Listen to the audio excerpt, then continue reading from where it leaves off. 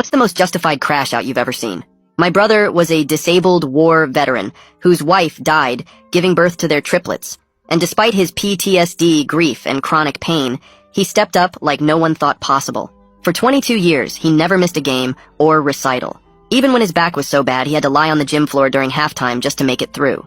He worked 3 jobs and barely slept. But when his daughter Carmen wanted to be a dancer, he still watched YouTube videos at 4 a.m. so he could do her hair in a bun. When his son Michael got bullied, he stood outside that school every lunch break for a month, just so Michael could see him through the cafeteria window and know he wasn't alone.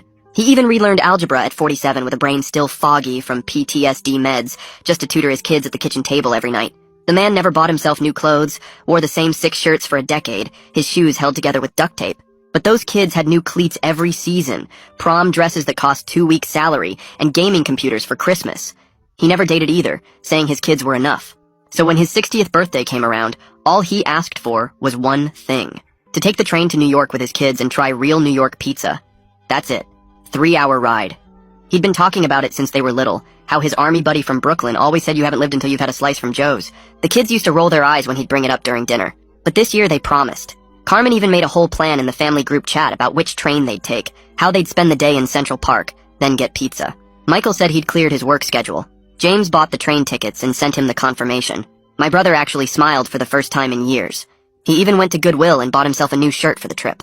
The morning of his birthday, he woke up at 5 a.m. like it was Christmas, shaved carefully, put on that new shirt, even tried to stand a little straighter despite his back screaming. He made himself breakfast for once instead of just coffee, humming some old army song. Got to the train station 45 minutes early because he was so excited. Bought 4 tickets even though James said he already had them, just in case there was confusion. He sat on the bench closest to the platform, checking his flip phone every 2 minutes. 7:45 came and went. The 8 a.m. train was boarding. He texted the group chat, "I'm here by track 3. With 3 smiley faces. It took him 5 minutes to find the emoji button.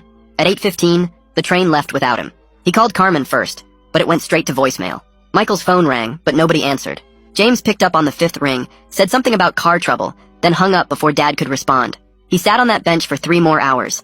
Other families walked past, laughing, taking their trips. A little kid dropped his ice cream, and his dad immediately bought him another one, and my brother just watched them, something breaking in his face. The station security guard asked if he was okay. That's when it happened. This man who buried his wife without shedding a tear in public, who'd been through war, who'd suffered in silence for 2 decades, just started sobbing, right there on the platform. Shoulders shaking, trying to cover his face with his hands. An old woman sat next to him and patted his back while he cried 22 years worth of tears. He rode the train to New York with me, and we ate a slice at Joe's. But I could tell he was devastated. 3 days later, he was driving Carmen to the airport for her work trip. She was in the back seat on her phone the whole ride. 20 minutes in, he quietly said he'd gone to New York anyway, that the pizza was good. She laughed and didn't even look up.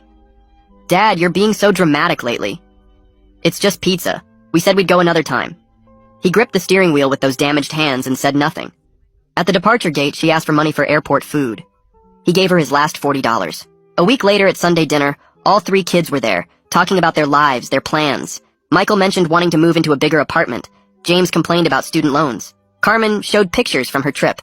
Not one person mentioned his birthday. Not one. He served them dinner like always, his back spasming as he carried the plates. Then Carmen said it. "Dad, you really need to stop this needy thing. We're adults. We have lives. You chose to have kids. We didn't ask to be born. You don't get a medal for doing what you're supposed to do." James nodded and said, "For real though. I was there when it happened, staring in pure disbelief." That's when my brother finally snapped. He stood up from the table, walked to his bedroom, and came back with something that made his kids drop to their knees and beg him to forgive them. The old shoebox in his hands was falling apart at the corners, held together with rubber bands that looked 20 years old. He set it on the table, and the kids just stared at it, confused at first. My brother's hands shook as he pulled off the rubber bands and lifted the lid. The bronze star sat on top, its ribbon faded but the metal still catching the light. Under that was his purple heart, the one he got when shrapnel tore through his shoulder in Fallujah. Then came the folded flag from their mother's funeral, the one the honor guard handed him while the triplets screamed in their strollers because they were only 3 weeks old and hungry. But it was the typed letter underneath that made my blood run cold. "If you're reading this, I'm already gone," was all I could see before he shifted the papers, and then I saw the orange prescription bottle sitting right there on top of everything, his pain meds, a full month's supply. Carmen's knees hit the floor so hard I heard them crack against the hardwood. She was sobbing and saying she didn't mean it over and over, snot running down her face, reaching for his leg but not quite touching him. James kept mumbling apologies that didn't even form real words. just sounds coming out of his mouth while he stared at that bottle of pills. Michael hadn't moved at all, just looking at the floor like he'd turned to stone. I reached over slow and casual like I was just looking at the medals, but I palmed the pill bottle and slipped it into my pocket, along with that letter while the kids were too messed up to notice. My brother needed to sit down. His legs were shaking bad, so I got him back in his chair and rubbed his shoulder while his kids stayed there on the floor. I told them they needed to go home right now, that I was staying with their dad tonight. Carmen started protesting, saying they needed to talk about this, fix this, make it right. That's when I used my old teacher voice from when I taught high school, the one that could shut down a classroom of 30 teenagers in 2 seconds flat. They actually listened. Michael helped Carmen stand up because her legs weren't working right, and James opened his mouth to say something, but I just pointed at the door. They left without another word, Carmen still crying, Michael holding her arm, James trailing behind them looking lost. The house went quiet after the door closed. Just me and my brother sitting at that table with the empty shoebox between us. We sat there for an hour without talking, him staring at those medals like he'd never seen them before, me keeping my hand on his shoulder so he knew I was there. Finally, he said he was tired and pushed himself up from the table, walking to his bedroom slower than I'd ever seen him move. I grabbed a blanket from the hall closet and made myself comfortable on his couch, setting alarms on my phone for every 2 hours through the night. The first alarm went off at midnight, and I checked on him. He was sleeping but restless, covers kicked off. The second one at 2 a.m., same thing. But at 3 a.m. I didn't need the alarm because I heard movement in the kitchen. He was sitting at the table with a shoebox I hadn't seen before, this one full of photos. His wife holding the triplets in the hospital bed, looking exhausted but smiling. The kids at maybe 5 years old, covered in finger paint. Carmen in her first dance recital costume. Michael's little league team photo. James winning some science fair. He was just staring at them, spreading them out on the table like he was looking for something. He told me he failed them, that they turned out selfish because he was a bad father, that maybe if their mom had lived, they would have been different. I told him firmly that wasn't true, that he did everything right, that sometimes kids just need to grow up before they understand what they had. He didn't argue, but he didn't agree either, just kept looking at those pictures. The next morning, I waited until I heard the shower running and called the VA crisis line. The woman who answered transferred me 3 times before I got to Laura Butler, a social worker who specialized in veteran suicide prevention. I explained everything while standing in my brother's backyard so he wouldn't hear. Laura said she could see us that afternoon at 2 p.m. and gave me a whole list of things to watch for, like giving away possessions, sudden calmness, talking about being a burden. She said to remove all weapons and medications from the house immediately. While my brother was getting dressed, I sent a group text to the kids saying Sunday dinners were canceled until further notice, and any contact with their father had to go through me first. My phone rang within 30 seconds, Carmen sobbing and demanding to talk to him, to apologize properly. I told her this wasn't about her feelings right now and hung up. She called back 4 times, but I didn't answer. At the VA that afternoon, Laura met us in a small office with motivational posters and a box of tissues on every surface. She helped us create a safety plan, writing everything down on official forms. Lock up all medications, daily check-ins with me, a list of warning signs to watch for, emergency numbers to call. My brother agreed to everything, but he looked defeated, like he was just going through the motions to make us stop worrying. Laura scheduled him for a medication review with the psychiatrist for the next week and got him into the next support group for combat veterans that met on Thursdays. She handed me a folder full of resources for family members dealing with suicide crisis, numbers to call, websites to visit, local support groups. The stack of papers was an inch thick. After the appointment, I drove us to my apartment and told him I was packing him a bag. He was staying with me for at least a week. He protested weakly about being a burden, about not wanting to impose. I reminded him of all the times he slept on the hospital floors when the kids were sick, all the times he drove them to practices at 5 a.m., all the times he put their needs first. Now it was his turn to let someone take care of him. My phone buzzed with a text from Michael asking if Dad was okay and saying work had been crazy so he couldn't make the birthday trip. I typed back that his father had almost killed himself, and being busy at work doesn't excuse abandoning family, then watched the typing bubbles appear and disappear 4 times before he went silent. The next morning Carmen texted, asking to meet for coffee, and I agreed, watching her walk into the coffee shop 20 minutes late with her phone pressed to her ear, finishing some work call before sliding into the booth across from me. She started crying immediately, mascara running down her face as she explained how she shuts down when things get heavy, because seeing him in pain reminds her of Mom dying, and she can't handle it. I pushed a napkin across the table and told her that's exactly when he needs her most, that avoiding hard things is what brought us here, watching her nod while shredding the napkin into tiny pieces. James called that night while I was making dinner for my brother, his voice defensive as he insisted he really did have car trouble and his student loans were crushing him. I pulled up Instagram on my laptop and found his posts from that morning, photos of him at a bar with friends at 10 a.m., timestamp clear as day, and asked if he thought his father was stupid. He hung up without another word. Over the next few days, my brother and I settled into a routine at my place, 3 meals at regular times, his medications counted out in a weekly pill organizer, and short walks around the block even when his back made him grip the mailboxes for support. He stayed quiet most of the time, but cooperated with everything, which Laura said was a good sign when I called her with updates. I texted the kids that they could see their father, but only with me, present, and for limited time. No exceptions. The first meeting happened in my living room 5 days later, all 3 of them showing up at different times. Carmen 15 minutes early pacing on my porch, Michael exactly on time, James 10 minutes late. They sat on my couch while their father stayed in the armchair, everyone staring at the floor while Carmen mumbled apologies, and James picked at a hole in his jeans, and Michael kept checking his phone until I took it from him. My brother said nothing for the entire hour, just looked at them with tired eyes before getting up and going to his room. The second visit 3 days later started the same way, until my brother cleared his throat and spoke for the first time, telling them he wouldn't be paying for anything beyond essentials anymore. No more phone bills, no more car insurance, no more random Venmo requests for gas money or groceries or bar tabs. They were adults now and needed to act like it. Carmen's mouth dropped open, and she asked how she was supposed to afford her phone bill. He looked her straight in the eye and said she had a job. Figure it out. James started to argue about his loans, but I cut him off immediately, reminding them their father was setting a boundary, and they needed to respect it, or leave. They left. That night I searched online for family therapists and found Suresh Hendricks through the VA website, his profile saying he specialized in veteran families and crisis intervention. I called the next morning and explained our situation, while my brother showered and Suresh said he could see us, but wanted to do individual prep calls with everyone first to understand the dynamics. My brother agreed to try it when I told him sessions would be structured with clear time limits, no open-ended talking for hours. Suresh called me first, and we talked for 40 minutes about the family history, my brother's service, his wife's death, the years of sacrifice, and what triggered this crisis. He called each kid separately over the next 2 days, and when he called me back, he said privately that parentification.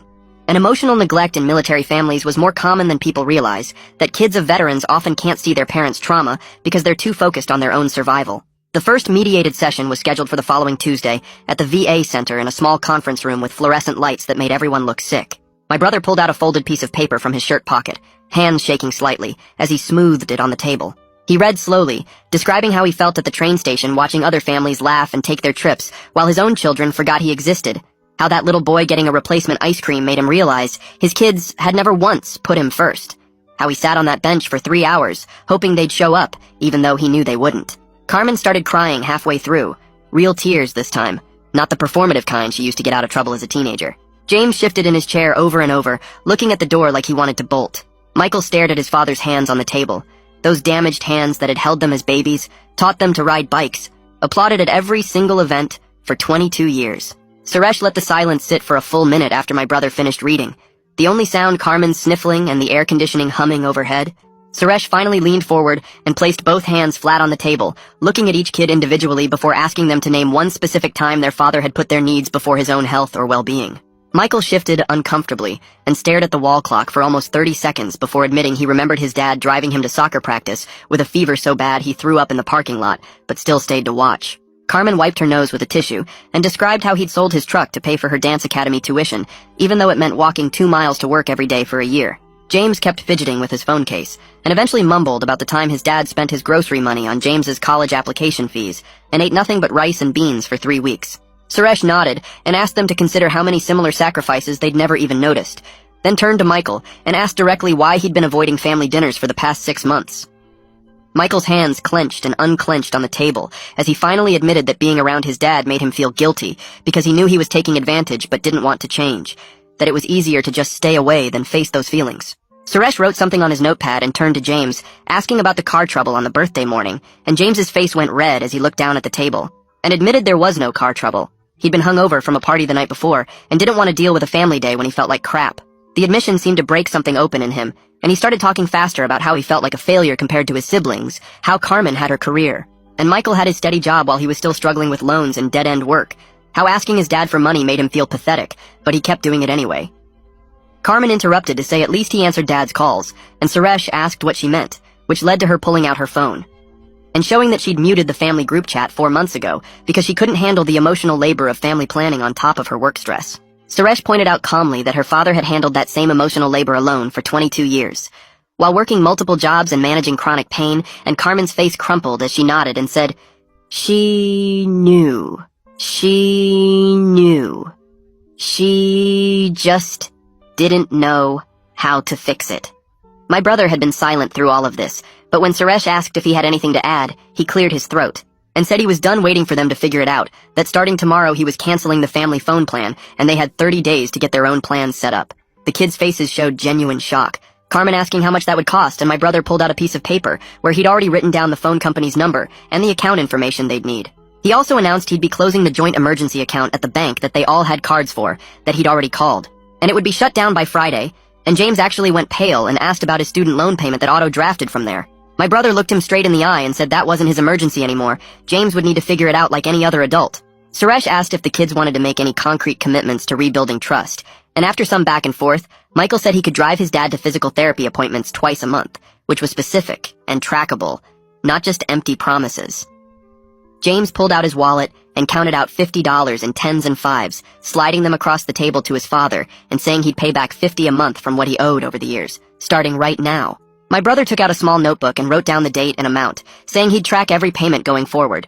Carmen struggled more, saying her work travel made it hard to commit to anything regular, but Suresh challenged her to find one consistent thing she could maintain. And after several minutes of thinking, she agreed to a weekly phone call every Sunday at 7 p.m., no matter where she was in the world. The session ended with everyone looking drained, and we scheduled another meeting for 3 weeks out, though Suresh said he was available sooner if needed. Over the next 3 weeks, my brother stuck to every boundary he'd set, ignoring the kids' texts asking for money, refusing to remind them about the phone plan deadline, letting them figure things out themselves. Michael actually showed up for the first physical therapy appointment, awkwardly helping his dad with the exercises while the therapist guided them. James made his second $50 payment on time, handing it over at my apartment where his dad was still staying.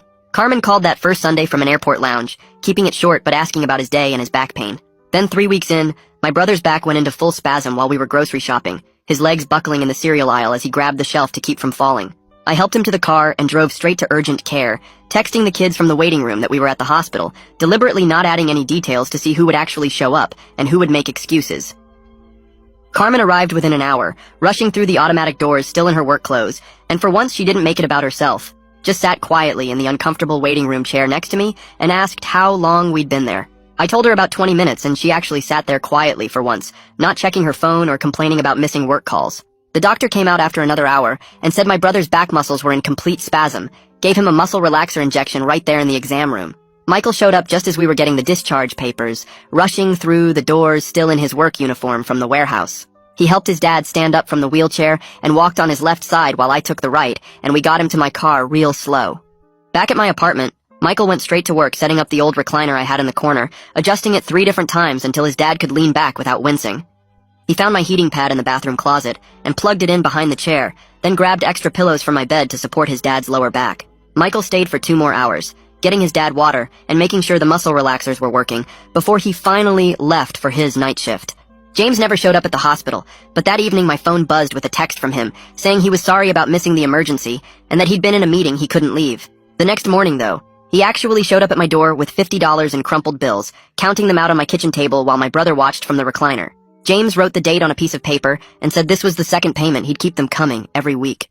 3 days later, Laura called to check on my brother's progress and asked about his recovery from the back spasm. She mentioned the VA had a new woodworking group starting up for veterans, said it might help him stay active without straining his back too much. My brother shook his head when I mentioned it, said he didn't need any more groups or therapy, but Laura had already put his name on the list and said to just try it once. The following Thursday, I drove him to the VA center for the woodworking class, even though he grumbled the whole way about wasting time. The instructor was another vet with a prosthetic leg who showed them how to use the basic tools safely, and my brother ended up at a workbench next to 3 other guys from different wars. They worked mostly in silence that first session, just the sound of sandpaper on wood and the occasional question about technique. My brother made a simple picture frame, nothing fancy, just 4 pieces of pine joined at the corners. But when he showed it to me in the car afterward, he was actually smiling, said the guy next to him had served in the same region of Iraq. He went back the next week without me having to convince him, and this time he started working on something more complex, a small jewelry box with a hinged lid. Carmen saw him sanding to pieces in my living room one evening when she stopped by to drop off groceries, and she picked up one of the small wooden panels to examine the grain. She asked what he was making, and when he said it was for her, her eyes got watery, and she asked if he could show her how to use the sandpaper properly. They spent the next 3 hours in my apartment, him teaching her about going with the grain and checking for rough spots with her fingertips, both of them focused on the wood instead of having to make eye contact. The next Saturday, I told my brother we were going shoe shopping, and he immediately started protesting about not needing anything. I drove us to the specialty shoe store anyway, the one that does custom orthotics, and made him sit down for a proper fitting. The salesman brought out 6 different pairs of orthopedic shoes, all with extra arch support and cushioned soles, and my brother kept saying they were too expensive. I reminded him about the decade he spent with duct tape, holding his shoes together while buying his kids new sneakers every season, and that shut him up pretty quick.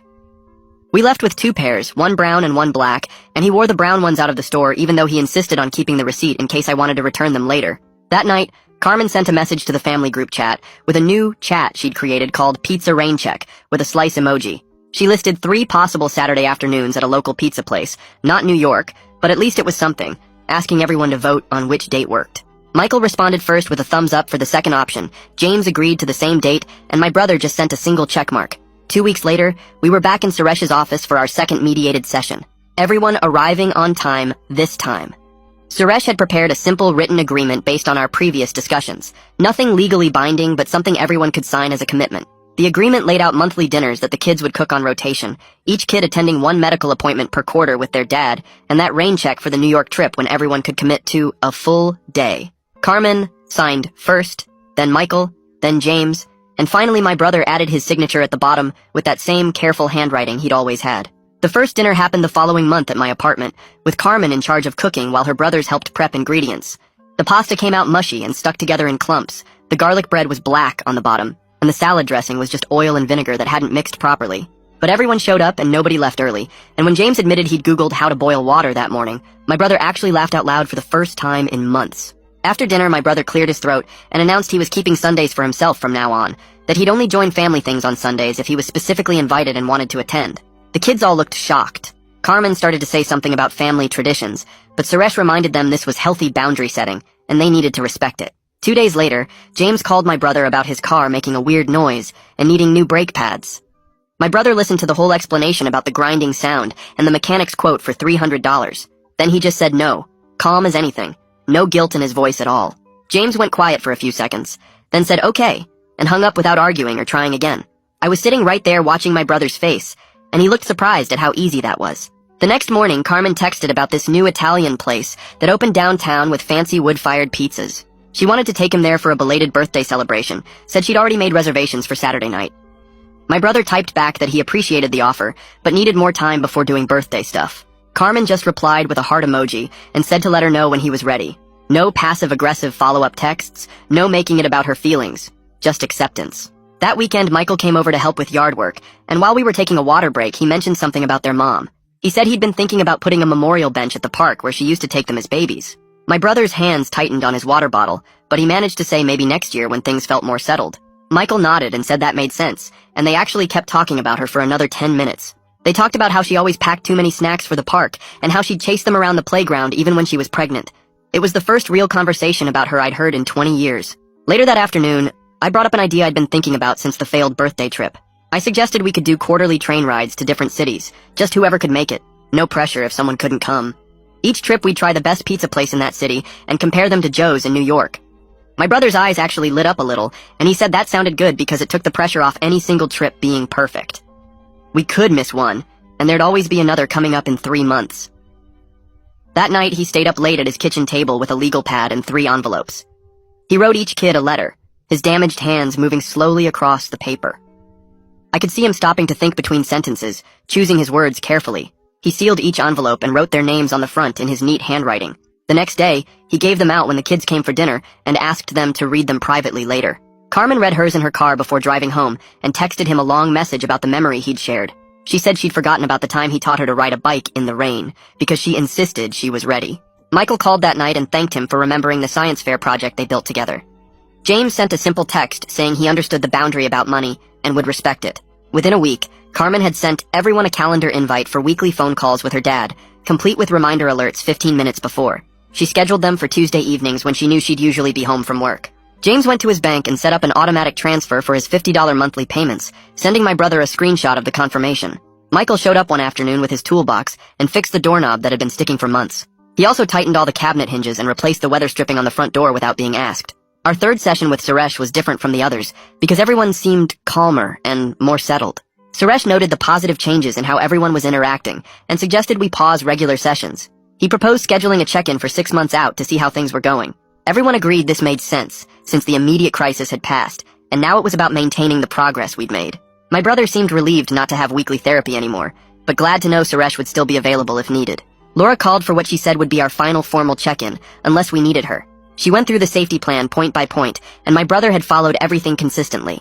He was taking his medications on schedule, keeping his appointments, and hadn't had any crisis moments in weeks. She said he should keep her number and call if anything changed, but she could tell the medication adjustment was working well. He thanked her for everything, and I could hear real gratitude in his voice. The next Saturday, I invited everyone to my apartment for a belated birthday dinner with a twist. I'd bought ingredients for personal pizzas, and everyone would make their own. The kids actually showed up early to help set everything up. We rolled out dough and everyone picked their own toppings, even though James put way too much cheese on his. While the pizzas baked, each kid stood up and gave a short toast. Michael talked about how his dad never missed a football game, even when his back was killing him.